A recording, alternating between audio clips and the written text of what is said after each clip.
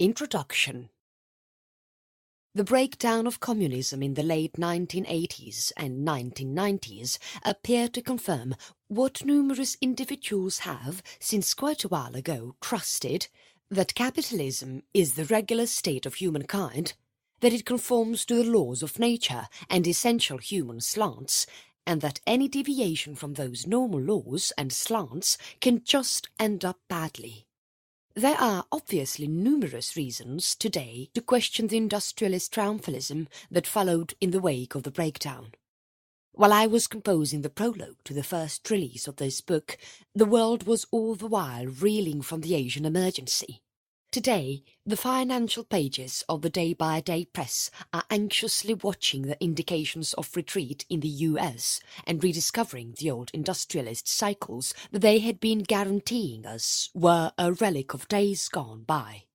The period between these two scenes has been punctuated in different parts of the world by a progression of sensational shows that gladly portray themselves as hostile to entrepreneur, and, while numerous members appear to be slanted to separate the shades of malice of globalization or neoliberalism from the crucial and irreducible nature of capitalism itself, they are clear about the contention between the necessities of individuals and the prerequisites of profit, as showed in everything from the developing crevice in the middle of rich and poor to expanding natural demolition.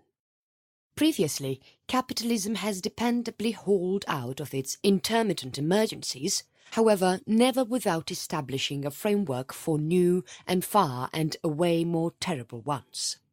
Whatever methods have been found to restrain or remedy the harm, the same numbers of a great many individuals have frequently experienced the cure as from the sickness. The undeniably straightforward shortcomings and disagreements in the entrepreneurial framework might in the end persuade even some of its more uncritical supporters that an option should be found. In any case, the conviction that there is and can be no option is profoundly established, particularly in Western society. That conviction is upheld not just by the more explicit articulations of entrepreneur philosophy, additionally by some of our most appreciated and unchallenged beliefs about history. Not simply the historical backdrop of free enterprise, however history as a rule. It is as though capitalism has dependably been the destination of recorded development, and more than that, the development of history itself has from the earliest starting point been driven by entrepreneur laws of movement. Getting it right. Capitalism is a framework in which products, services, merchandise and administrations, down to the most fundamental necessities of life, are delivered for productive trade, where even human workforce is an item available to be purchased in the business sector, and where every financial performing artist are reliant available. This is genuine not just of specialists who must offer their work power for compensation, additionally of entrepreneurs who rely upon the business sector to purchase their inputs, including work power, and to offer their yield for benefit.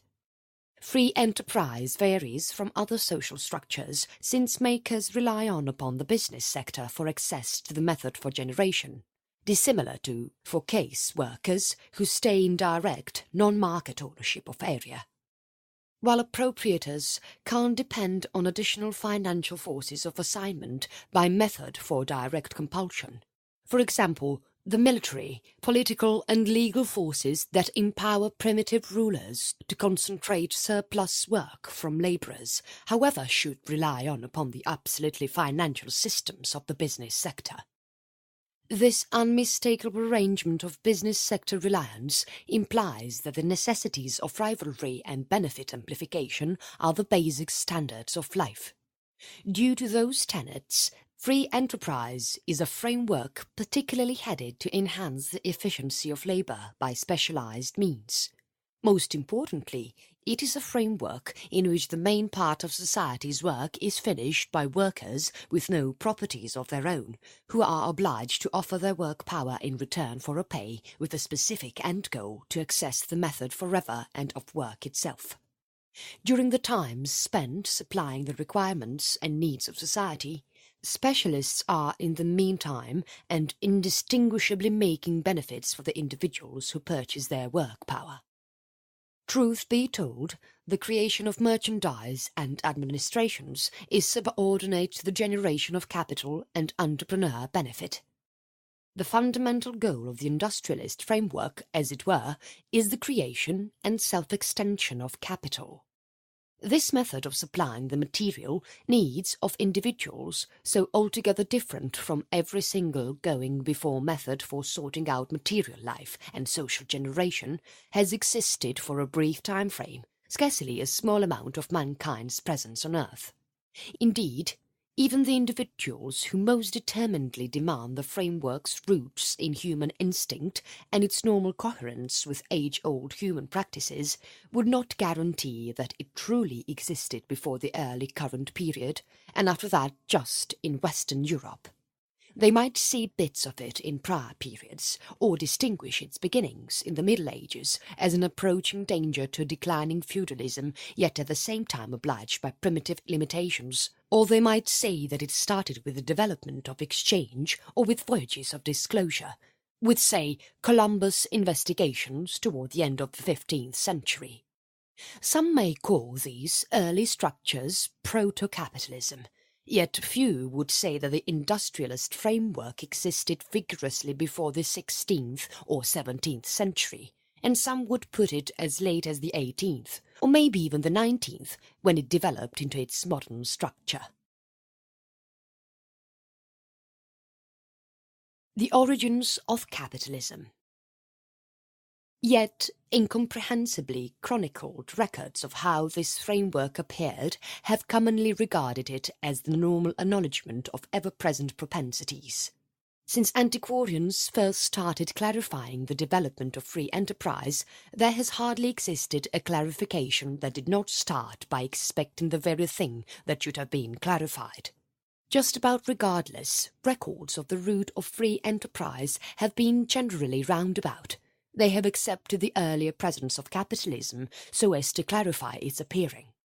Keeping in mind the end goal to disclose capitalism's unmistakable drive to boost benefit, they have presupposed the presence of a general benefit amplifying sanity. With a specific end goal to clarify free enterprise's drive to enhance work efficiency by specialized means, they have likewise presupposed a persistent, verging on regular, advancement in mechanical change in the profitability of work. These inquiry-asking clarifications have their beginnings in established political economy and Enlightenment originations of advancement. Together, they give a record of verifiable improvement in which the rise and development of free enterprise are, as of now, prefigured in the most punctual indications of human discernment, in the mechanical advances that started when Homo sapiens initially wielded a device, and in the demonstration of trade individuals have honed since the immemorial. History's excursion to that last destination, to business society or free enterprise, has no doubt been long and challenging, and numerous snags have remained in its direction. Be that as it may, its encouraging has in any case been common and inescapable. Nothing more is obliged, then, to clarify the ascent of capitalism than a record of how the numerous impediments to its forward development have been lifted some of the time, step by step, in some cases all of a sudden, with progressive brutality. In many records of capitalism and its starting point, there truly is no inception. Free enterprise appears to be dependably to be there, some place, and it just should be discharged from its chains, for example from the shackles of feudalism, to be permitted to develop and develop. Normally these shackles are political, the parasitic forces of lordship or the limitations of a dictatorial state. Some of the time they are social or ideological, maybe the wrong religion. The financial in these details is related to trade or markets, and it is here that we can identify the presumption that the seeds of free enterprise are contained in the most primitive demonstrations of trade, in any form of exchange or market movement. That suspicion is regularly associated with the other presupposition, that history has been a practically common procedure of innovative improvement. Somehow, capitalism pretty much normally shows up when and where extending markets and innovative improvement achieve the right level, permitting adequate riches to be aggregated with the goal that it can be gainfully reinvested. Numerous Marxist clarifications are on a very basic level the same, with the expansion of common transformations to break the shackles. Chance or necessity. In the great model, then, capitalism is a chance to be taken wherever and at whatever point conceivable.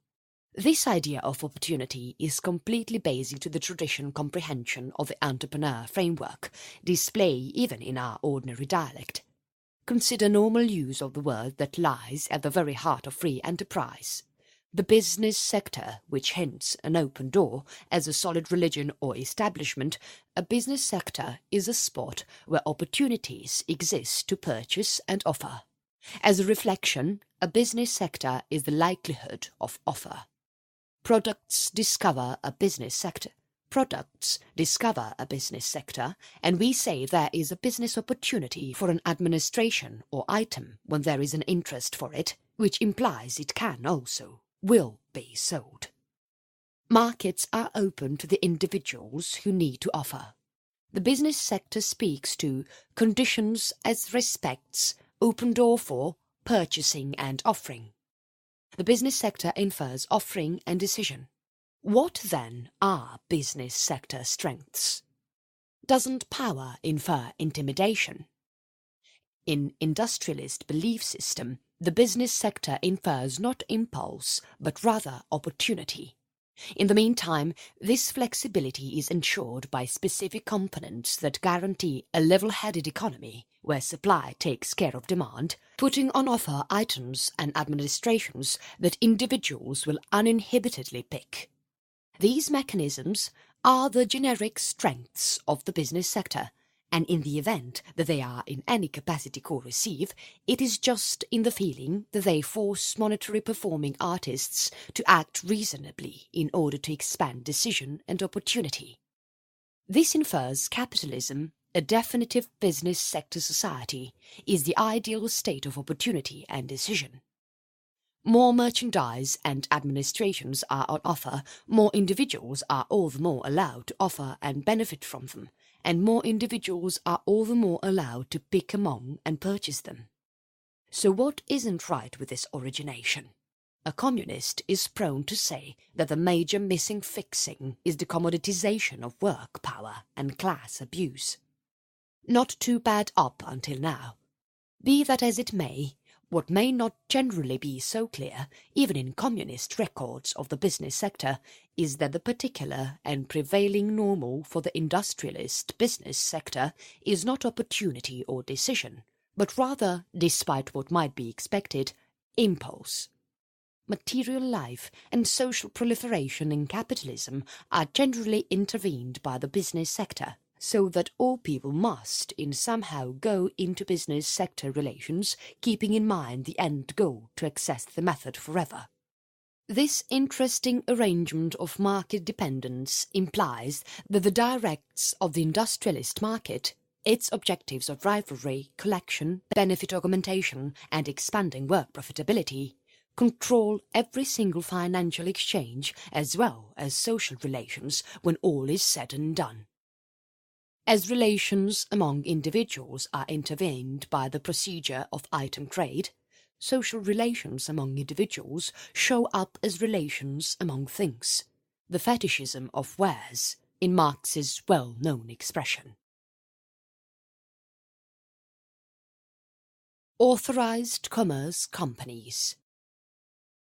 The Muscovy Company was the principal major contracted joint stock English exchanging organisation set up in 1555 with restraining infrastructure on exchange in the middle of England and Muscovy.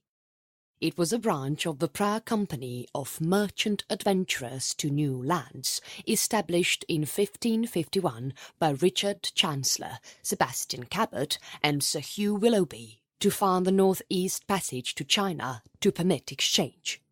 This was antecedent to a sort of business that would soon prosper in England, the Dutch Republic and somewhere else. The British East India Company, 1600, and the Dutch East India Company, 1602, dispatched a time of expansive state-contracted exchanging organizations. These organizations were described by their restraining infrastructure on exchange, conceded by letters patent gave by the state. Perceived as sanctioned business entities by the state, these organizations consisted of force running from lawmaking, military and settlement-making benefits. Portrayed by its provincial and expansionary powers by states, intense country states tried to amass valuable metals and military clashes emerged. Amid this time, shippers who had already exchanged all alone put capital in the East India Companies and different settlements looking for an arrival on venture. Industrial Capitalism. Another gathering of financial scholars, drove by David Hume and Adam Smith in the mid-18th century, tested major mercantilist conventions, for example, the conviction that the measure of the world's richest stayed steady and that a state could just expand its riches to the detriment of another state.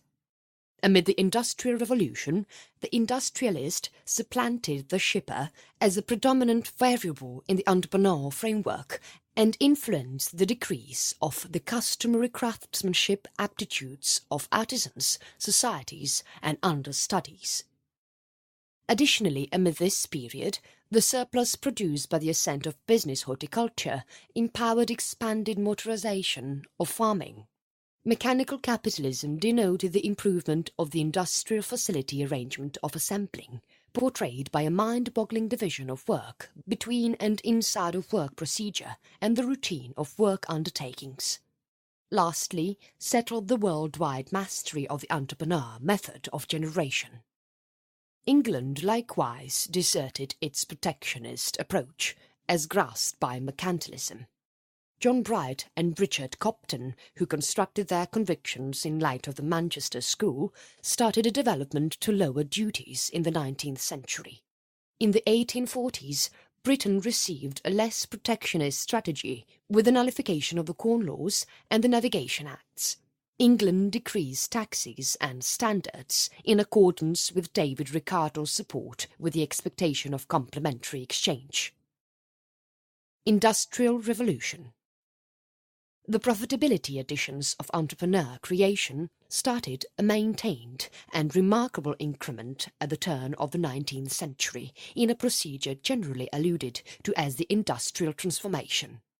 Beginning in around 1760 in England, there was a relentless move to new assembling forms in an assortment of commercial ventures, including going from hand generation strategies to machine creation, new compound assembling and iron generation forms, enhanced proficiency of water power, the expanding utilization of steam force and the advancement of machine instruments.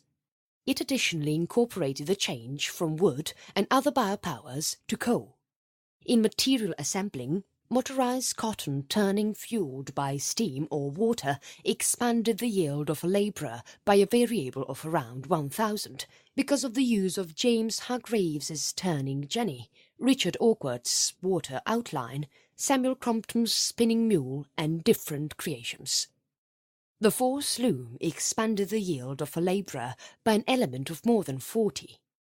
The cotton gin expanded efficiency or expelling seed from cotton by an element of 50. Extensive increases in efficiency likewise happened in turning and weaving of fleece and cloth. Yet they were not as incredible as in cotton. Industrial Capitalism. Another gathering of financial scholars, drove by David Hume and Adam Smith in the mid-18th century, tested major mercantilist conventions, for example, the conviction that the measure of the world's richest stayed steady and that a state could just expand its riches to the detriment of another state. Amid the Industrial Revolution, the industrialist supplanted the shipper as a predominant variable in the entrepreneur framework and influenced the decrease of the customary craftsmanship aptitudes of artisans, societies and understudies. Additionally, amid this period, the surplus produced by the ascent of business horticulture empowered expanded motorization of farming. Mechanical capitalism denoted the improvement of the industrial facility arrangement of assembling, portrayed by a mind-boggling division of work between and inside of work procedure and the routine of work undertakings. Lastly, settled the worldwide mastery of the entrepreneur method of generation. England likewise deserted its protectionist approach, as grasped by mercantilism. John Bright and Richard Cobden, who constructed their convictions in light of the Manchester School, started a development to lower duties in the 19th century. In the 1840s, Britain received a less protectionist strategy with the nullification of the Corn Laws and the Navigation Acts. England decreased taxes and standards in accordance with David Ricardo's support with the expectation of complementary exchange. Industrial Revolution. The profitability additions of entrepreneur creation started a maintained and remarkable increment at the turn of the 19th century in a procedure generally alluded to as the Industrial Transformation. Beginning in around 1760 in England, there was a relentless move to new assembling forms in an assortment of commercial ventures, including going from hand generation strategies to machine creation, new compound assembling and iron generation forms, enhanced proficiency of water power, the expanding utilization of steam force and the advancement of machine instruments. It additionally incorporated the change from wood and other biopowers to coal. In material assembling, motorized cotton turning fueled by steam or water expanded the yield of a labourer by a variable of around 1,000 because of the use of James Hargreaves's turning jenny, Richard Awkward's water outline, Samuel Crompton's spinning mule and different creations. The force loom expanded the yield of a labourer by an element of more than 40. The cotton gin expanded efficiency or expelling seed from cotton by an element of 50. Extensive increases in efficiency likewise happened in turning and weaving of fleece and cloth. Yet they were not as incredible as in cotton. Keynesianism and the free markets. Keynesian financial aspects turned into a generally acknowledged technique for government regulation, and nations, for example, the United Kingdom, explored different avenues regarding blended economies in which the state possessed and worked certain significant businesses. An expansive exhibit of new logical apparatuses in the sociologies was created to clarify the social and financial patterns of the period, including the ideas of post-mechanical society and the welfare state. The long after-war blast finished, in the 1970s, in the midst of the financial emergencies experienced after the 1973 oil emergency. The stagflation of the 1970s drove numerous financial pundits and lawmakers to grasp market-arranged approach solutions propelled by the free enterprise capitalism and established progressivism of the 19th century, especially affected by Friedrich Hayek and Milton Friedman. The hypothetical different option for Keynesianism was better with free capitalism and stressed fast development of the economy. Market-arranged deals increased expanding support, especially in the industrialist area, mainly under the authority of Ronald Reagan in the United States and Margaret Thatcher in the UK in the 1980s. Open and political premiums started moving far from the supposed collectivist worries of Keynes overseen free enterprise to an emphasis on individual decision called remarketized capitalism, According to numerous monetary and political reporters, the breakdown of the Soviet Union brought additional proof of the predominance of business sector capitalism over ranged economy. Globalization. After the surrender of the Bretton Woods framework in 1971 and the strict state control of outside trade rates, the aggregate estimation of exchanges in remote trade was evaluated to be no less than 20 times more prominent than that of every remote development of products and administrations, EB.